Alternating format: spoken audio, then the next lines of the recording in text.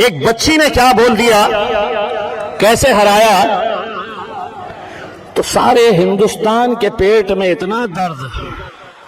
बच्ची ने बोल दी कि मैं मुंब्रा को हरा करूंगी।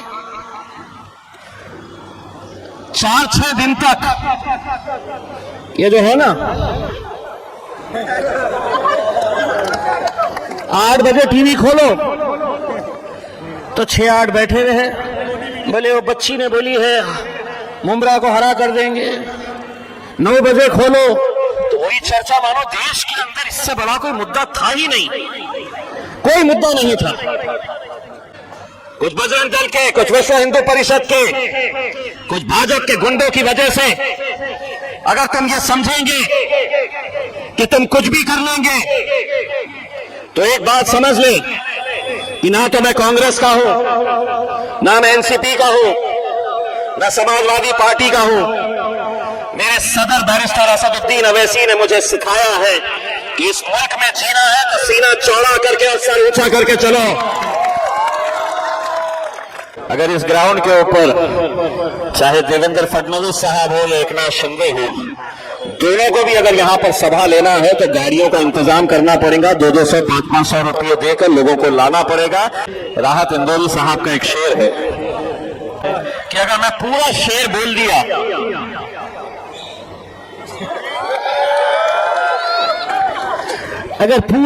बोल दिया मैंने, तो कल से इनके धंधे शुरू हो जाएंगे।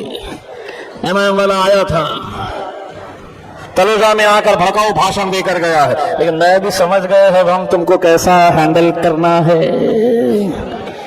इतना दिमाग तो हमारे अंदर भी आ गया, इसलिए जो शेर बोलते हैं आधा हम बोलते हैं, आधा ये बोलते हैं। वो पीछे पुलिस वाले खड़े हुए हैं, वो इंतजार में रहते हैं कि कब पकड़े इम्तियाज जलील को। इम्तियाज जलील हाथ में आता नहीं है, क्योंकि कायदा वो कानून जो है ना वो सबूत मांगता है, और सबूत हम घंटा देते हैं। तो जितना बोलना होता है उतना बोल के हम निकल जाते हैं।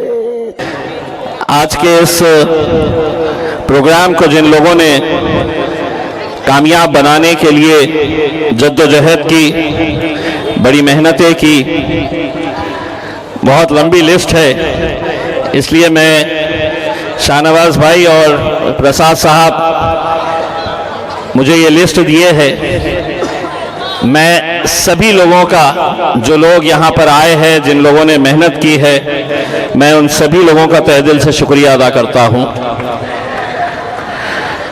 मैं 2 दिन पहले ही औरंगाबाद आया। मैं गुजरात में था, जहाँ पर गुजरात महानगर पालिका के इलेक्शन हो रहे हैं पूरे गुजरात राज्य के अंदर। तकरीबन 6 दिन मैं वहाँ पर था। ये बात आपको इसलिए बताना जरूरी है कि जब मैं गुजरात गया और गुजरात का महानगर पालिका का इलेक्शन में देख रहा था, तो हर जगह भाजपा नजर आ रही थी। मैंने पूछा कि विपक्ष यहां पर सिर्फ मजलिस ही नजर आ रहा है, दूसरी पार्टियां क्यों नहीं नजर आ रही है? तो एक चौंकाने वाली बात सामने आई। तकरीबन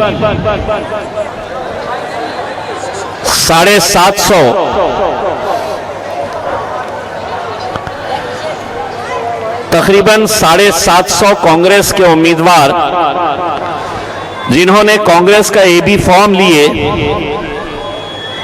लड़ने की इच्छा जाहिर किए, विड्रॉल का जिस दिन डेट थी, 750 उम्मीदवारों ने अपना फॉर्म वापस ले लिए।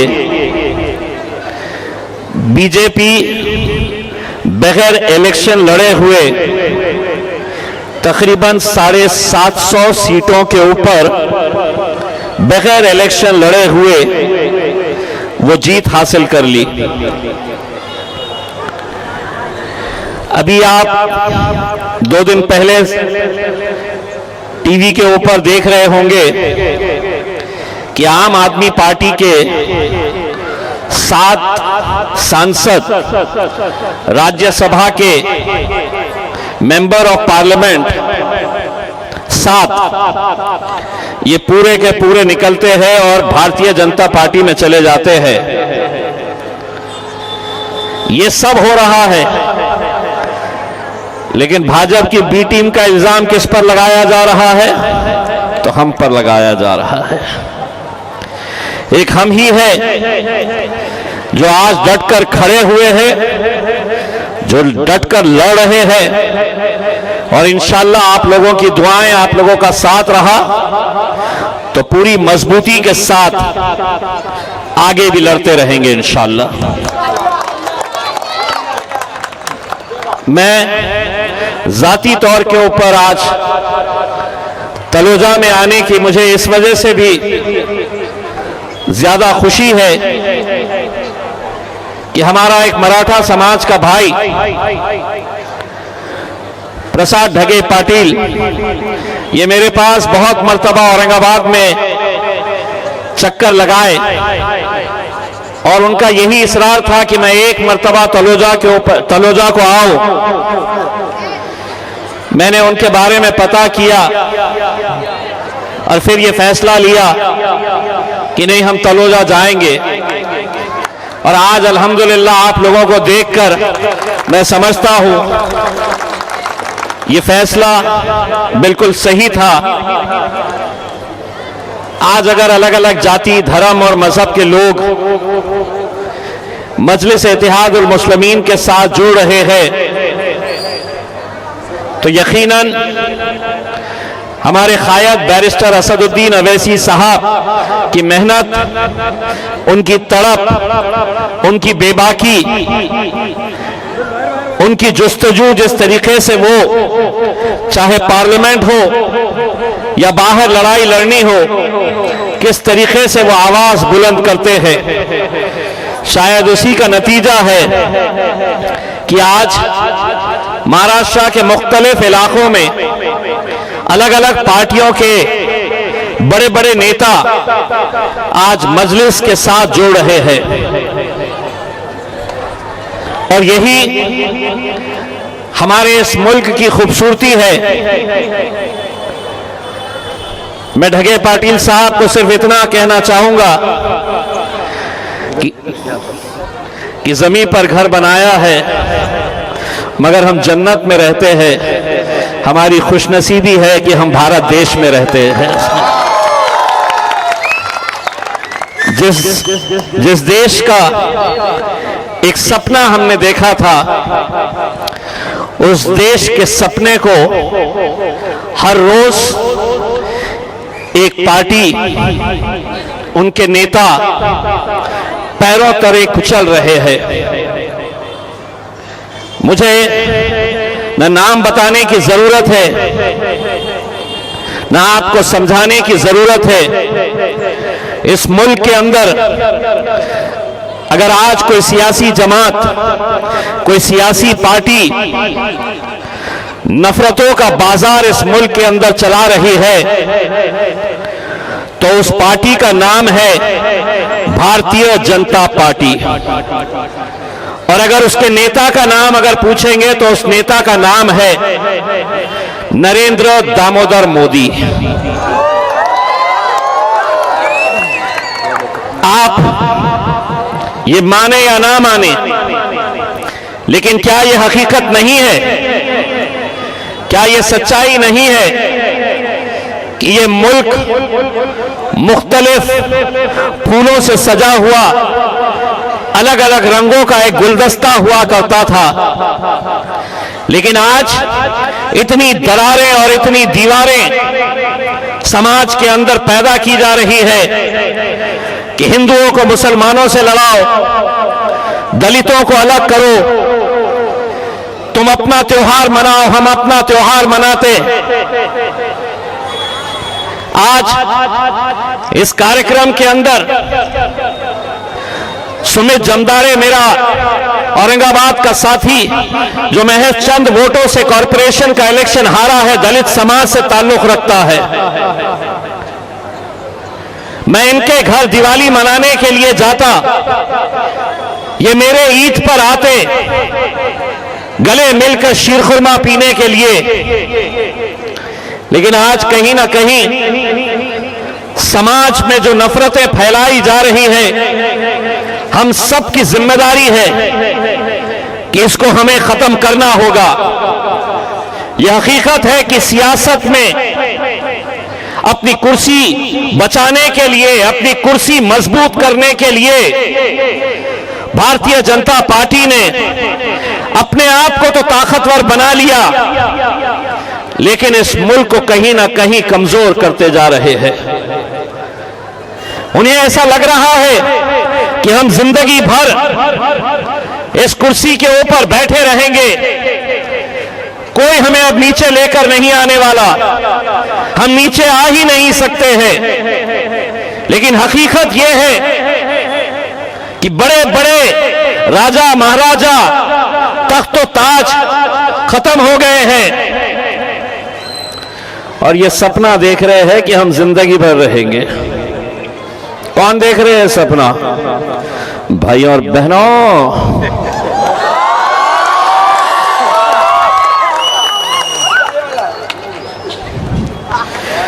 ये मीडिया वाले आते हैं ना, तो इस इंतजार में आते हैं कि ये कौन सा भड़काऊ भाषण करके जाने वाले हैं करके। 2-3 दिन तक फिर इनकी दुकान अपने पे चलती है। फिर जाएंगे, बोले ये इम्तियाज जलील ने ऐसा बोला, इम्तियाज जलील ने इनके खिलाफ बोला, आपका क्या कहना है? तो महाराष्ट्र में तो इनके चिल्ले पिल्ले कितने घूम रहे हैं आप जानते ही है। इनकी सुबह दोपहर शाम होती है तो काय के लिए होती है? हिंदू मुस्लिम करते रहो, हिंदू मुस्लिम करते रहो, और इनके पास कोई काम नहीं बचा हुआ है। और इनमें ज्यादातर भाजपा वाले हैं। एक जो उनका नेता है वो इतना सा है, यकीन मानिए इतना सा है। देखो चाचा पीछे से चिल्ला रहे नेपाली है करके।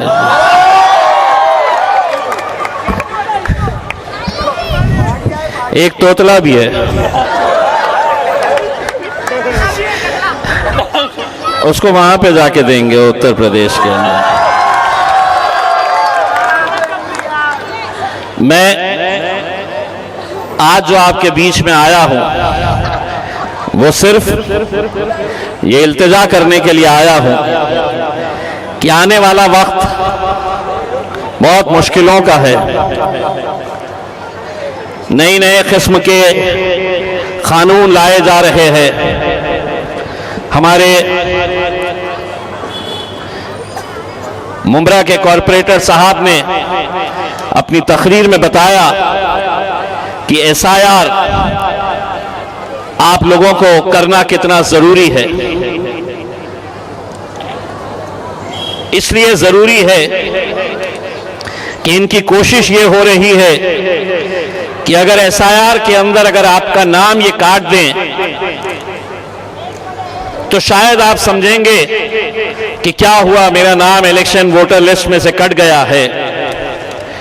लेकिन हो सकता है कि उसके बाद ये आपके घर के ऊपर दस्तक देंगे और दस्तक देकर ये साबित करने की कोशिश करेंगे कि आपका इस मुल्क से कोई ताल्लुक नहीं है, आप किसी पड़ोसी मुल्क से आए हैं, आप बांग्लादेशी हैं, आप हिंदुस्तानी है नहीं।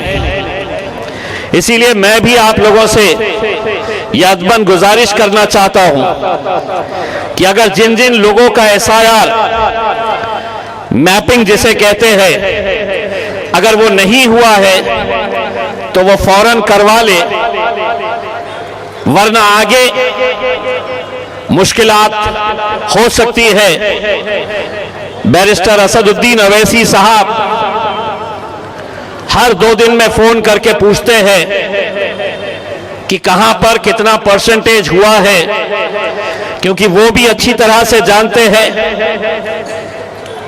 कि आपका नाम कटेगा तो आपको आगे किस तरीके से परेशानी में डाला जाए, ये साजिश हुकूमत नए नए कानून लाकर करना चाहती है। इसीलिए जिन लोगों ने आज ये प्रोग्राम रखा है, चाहे वो हमारे ढगे पाटिल साहब हो, शाहनवाज हो, हमारी बहनें हो, अपने अपने इलाकों के अंदर कैंप्स ऑर्गेनाइज करिए। हमारे लोगों की फितरत होती है, क्या होता कुछ नहीं होता, ऐसी होती है, ऐसी ही फितरत है। उसी का नतीजा है कि इतनी बड़ी आबादी हमारी होने के बावजूद भी वोटिंग का परसेंटेज जब हम देखते हैं तो 50%, 52%, 54%, बस इतना ही। बाद में पता चलता है कि साहब वोटर कार्ड ही नहीं है।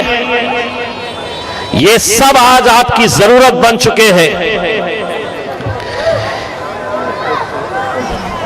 ये फ्रूटी को रुकवा दे भाई साहब, बच्चों को बिठाइए जरा।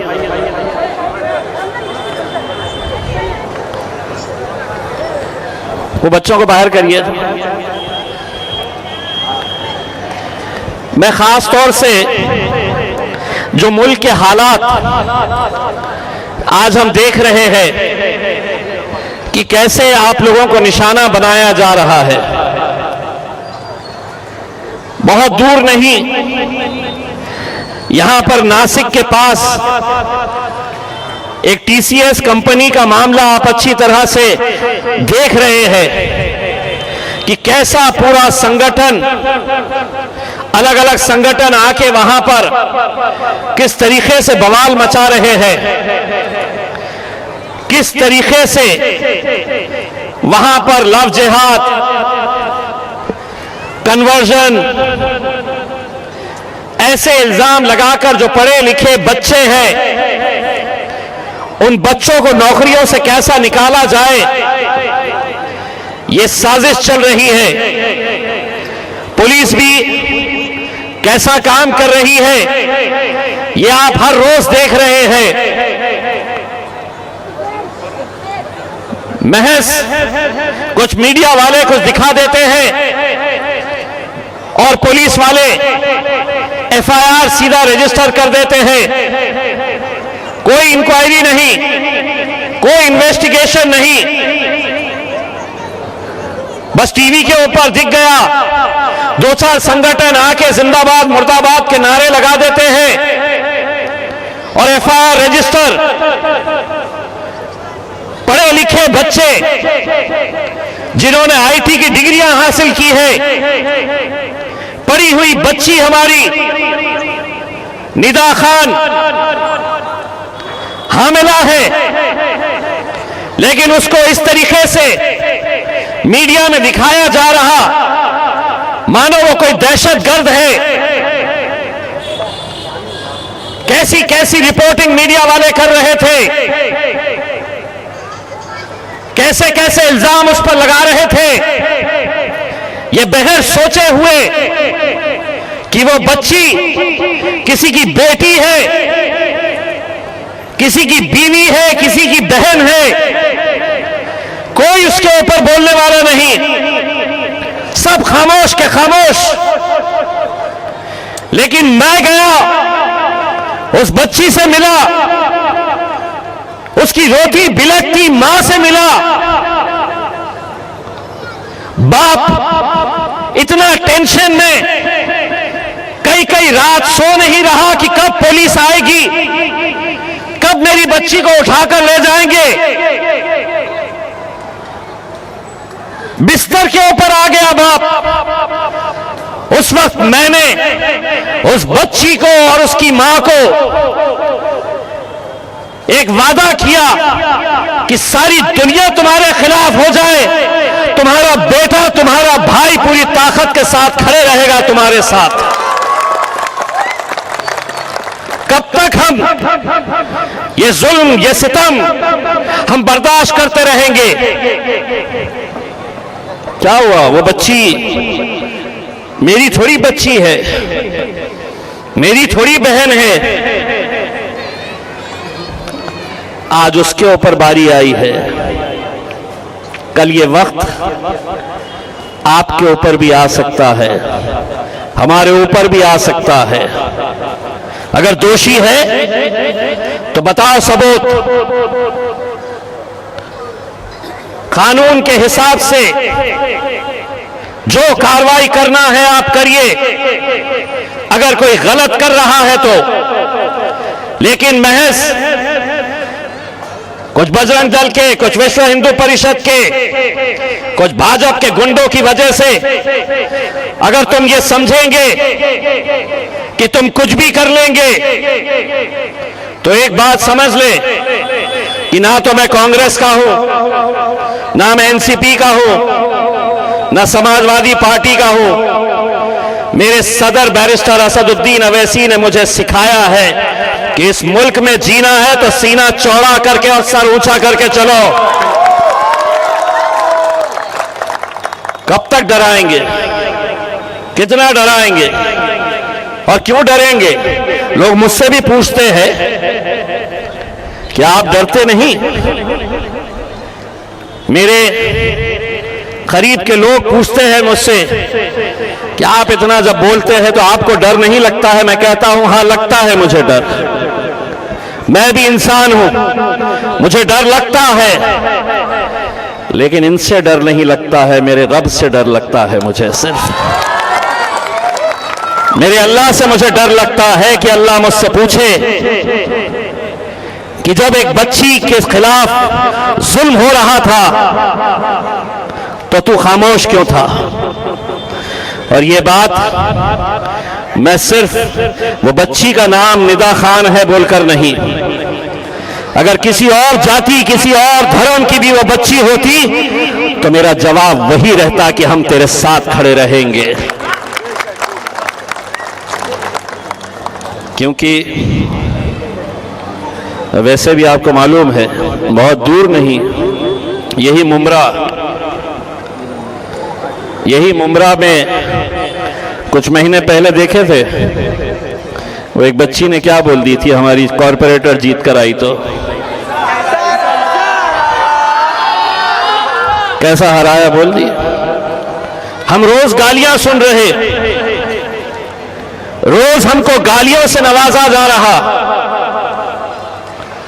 कोई एक्शन नहीं, हमारे मजहब पर उंगलियां उठाई जा रही है, कोई कानूनी कार्रवाई नहीं। एक बच्ची ने क्या बोल दिया, कैसे हराया, तो सारे हिंदुस्तान के पेट में इतना दर्द। बच्ची ने बोल दी कि मैं मुमरा को हरा करूंगी। 4-6 दिन तक ये जो है ना 8 बजे टीवी खोलो तो 6-8 बैठे रहे, बोले वो बच्ची ने बोली है मुमरा को हरा कर देंगे। 9 बजे खोलो तो वही चर्चा, मानो देश के अंदर इससे बड़ा कोई मुद्दा था ही नहीं, कोई मुद्दा नहीं था। लेकिन जब ये मामला बढ़ गया तो भाजपा का एक नेता मुमरा आया, नेता तोतला, क्या बोल रहा था सैयद भाई? वो पुलिस स्टेशन में गया और बोला उत्तर तिला तेत ले दी तरो।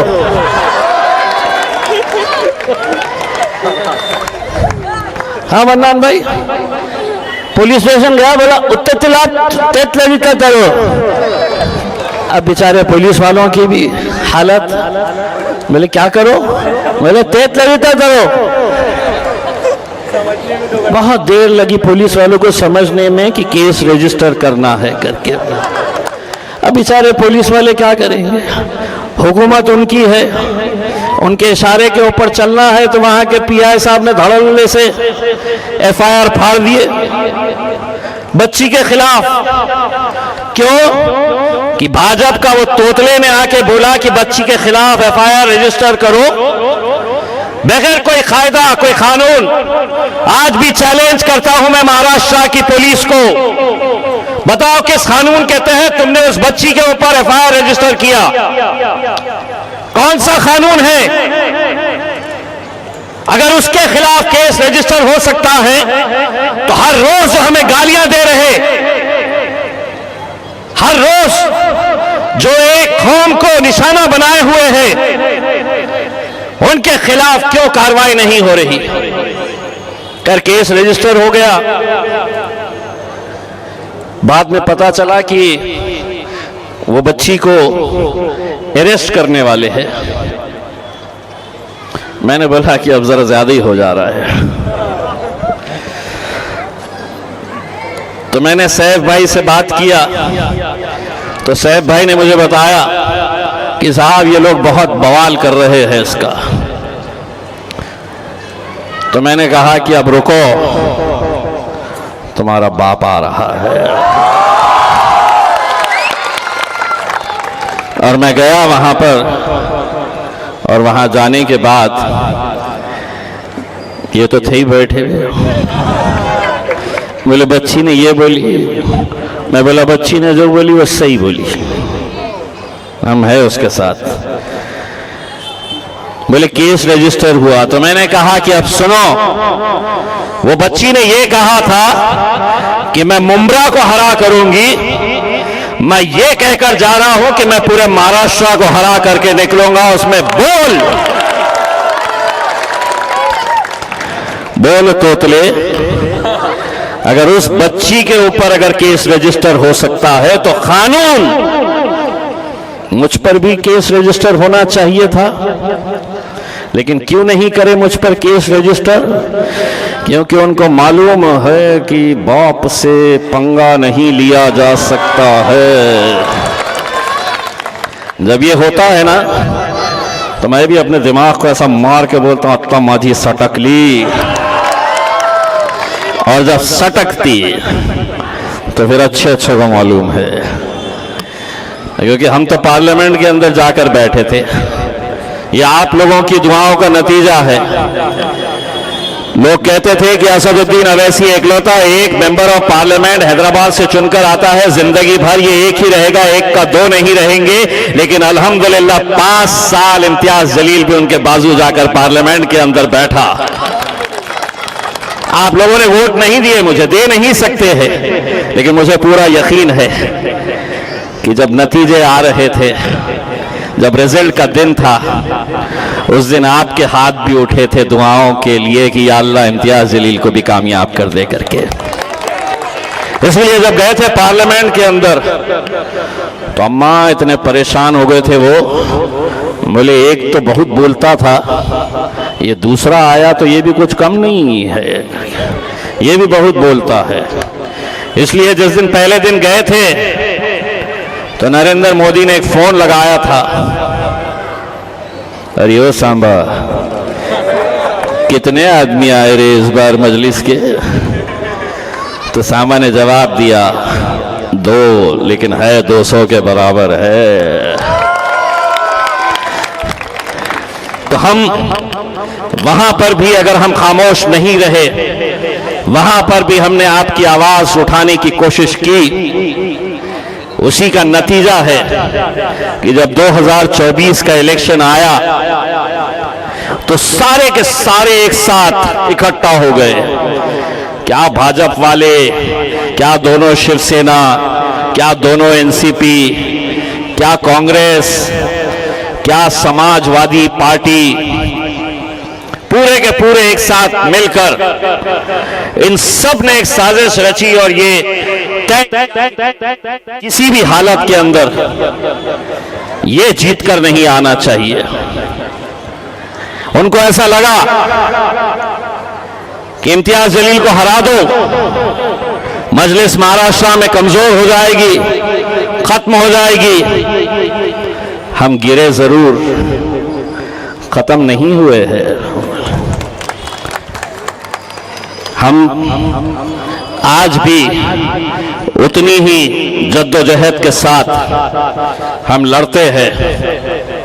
और हारने के बाद अगर ये मंजर मैं देख रहा हूं तो मैं गारंटी के साथ कहता हूं, अगर इस ग्राउंड के ऊपर चाहे देवेंद्र फडणवीस साहब हो या एकनाथ शिंदे हो, दोनों को भी अगर यहां पर सभा लेना है तो गाड़ियों का इंतजाम करना पड़ेगा, 200-200, 500-500 रुपये देकर लोगों को लाना पड़ेगा।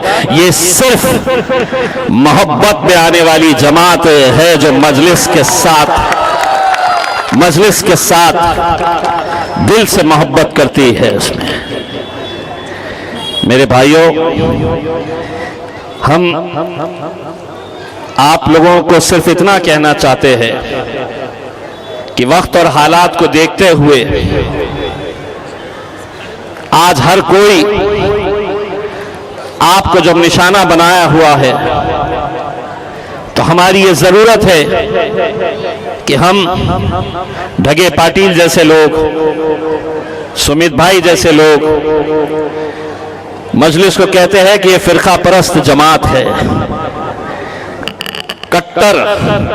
ढगे पाटिल साहब, आपसे भी ये सवाल पूछा जाएगा, तुम्ही कशाला गेले तिथे, तुम्ही का गेले तिथे? ये एमआईएम वाले तो कट्टर आहे।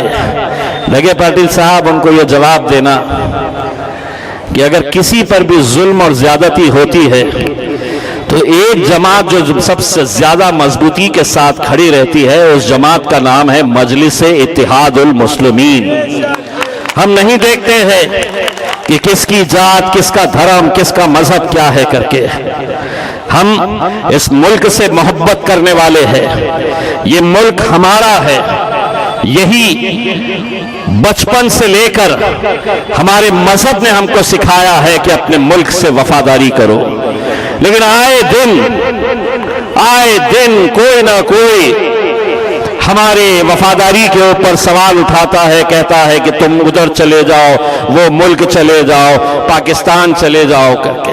नहीं, हम कहीं नहीं जाने वाले हैं, यहीं रहने वाले हैं। और जो लोग बार बार हमसे ये सवाल करने वाले हैं, उनको हम जवाब भी अच्छी तरह से देते हैं। दरअसल क्या है, लातों के भूत बातों से नहीं,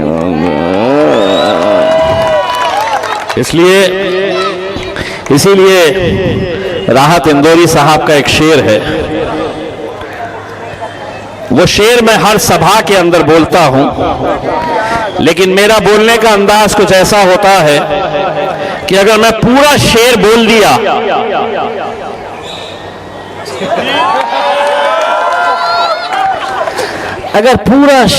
दिया मैंने, तो कल से इनके धंधे शुरू हो जाएंगे। एमआईएम वाला आया था, तलोजा में आकर भड़काऊ भाषण देकर गया है, लेकिन मैं भी समझ गए हैं हम तुमको कैसा हैंडल करना है। इतना दिमाग तो हमारे अंदर भी आ गया। इसलिए जो शेर बोलते हैं, आधा हम बोलते हैं, आधा ये बोलते हैं। वो पीछे पुलिस वाले खड़े हुए हैं, वो इंतजार में रहते हैं कि कब पकड़े इम्तियाज जलील को। इम्तियाज जलील हाथ में आता नहीं है, क्योंकि कायदा वो कानून जो है ना, वो सबूत मांगता है, और सबूत हम घंटा देते हैं।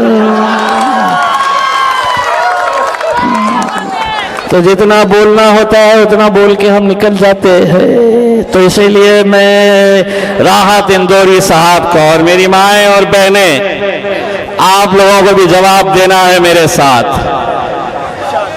सभी का खून शामिल है यहाँ की मिट्टी में। ये मुल्क तुम्हारे।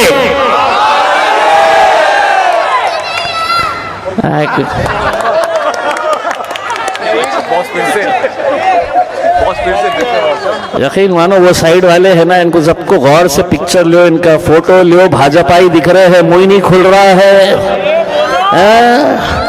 आए देखने के लिए लगता है कांग्रेस के है क्या, देखने के लिए आए क्या बोलता करके। बोलो कैमरा हमारी तरफ मत देखो, उधर देखो।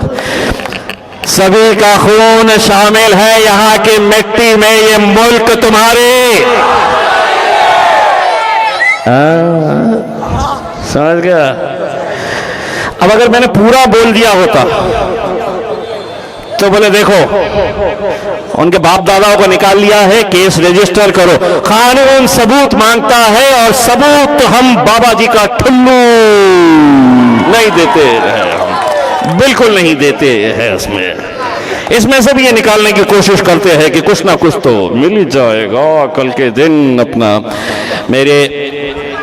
सिर्फ मेरी बुजुर्ग मेरी माँ और बहनों से मैं ये कहना चाहता हूँ कि वक्त जैसा भी रहा, हमको हाथ में हाथ डालकर मजबूती के साथ इस मुल्क की जमहूरियत को जिंदा रखना है।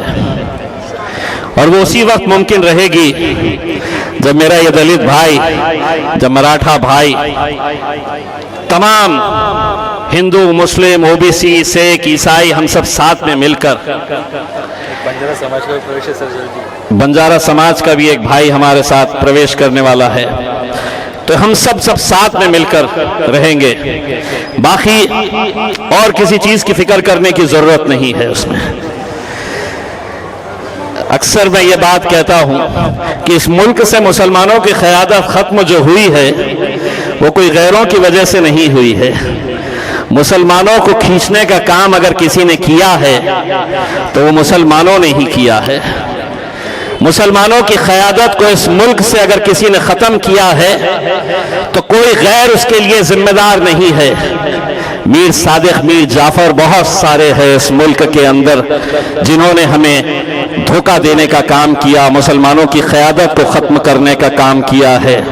इसीलिए हम कहते हैं कि आप कांटों से बचकर चलते हैं, हमने फूलों से जख्म खाए हैं। आप कांटों से बचकर चलते हैं, हमने फूलों से जख्म खाए हैं। आप गैरों की बात करते हैं, हमने तो अपने भी आजमाए हैं। इम्तियाज जलील को गिराने में गैरों का हाथ नहीं था मेरे भाई। 18 उम्मीदवार भारतीय जनता पार्टी और समाजवादी पार्टी की तरफ से पैसा देकर खड़े किए गए थे और उनका मकसद यही था कि किसी तरह से इकलौता एक मुस्लिम एमपी, मेंबर ऑफ पार्लियामेंट पूरे महाराष्ट्र से, आपके कितने एमपीज हैं जो लोकसभा के अंदर आपके मुद्दों को उठाएंगे? मध्य प्रदेश के अंदर कितने हैं? तो 0। कर्नाटक के अंदर कितने हैं? 0। राजस्थान के अंदर कितने?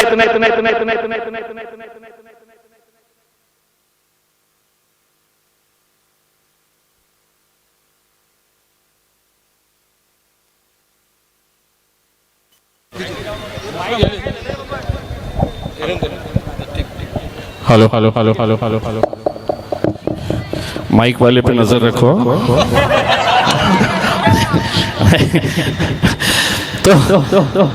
तो इतने सारे जगहों के ऊपर 0। महाराष्ट्र के अंदर 2019 से 2024 सिर्फ एक ही एमपी था, वही आपका बेटा, आपका भाई। आने वाले वक्त के अंदर भी हमें मालूम है कि कैसी कैसी साजिशें होने वाली हैं, कैसे कैसे षड्यंत्र रचे जाने वाले हैं। लेकिन हमारी ख्वाहिश है कि हमारे अंदर से ही हमारे नेता पैदा हो। आप लोगों के अंदर हम लीडर बनाना चाहते हैं। हम नौजवानों से, हमारी माओं से, बहनों से, बुजुर्गों से यही अपील करने के लिए आए हैं कि आप मजलिस का साथ दीजिए।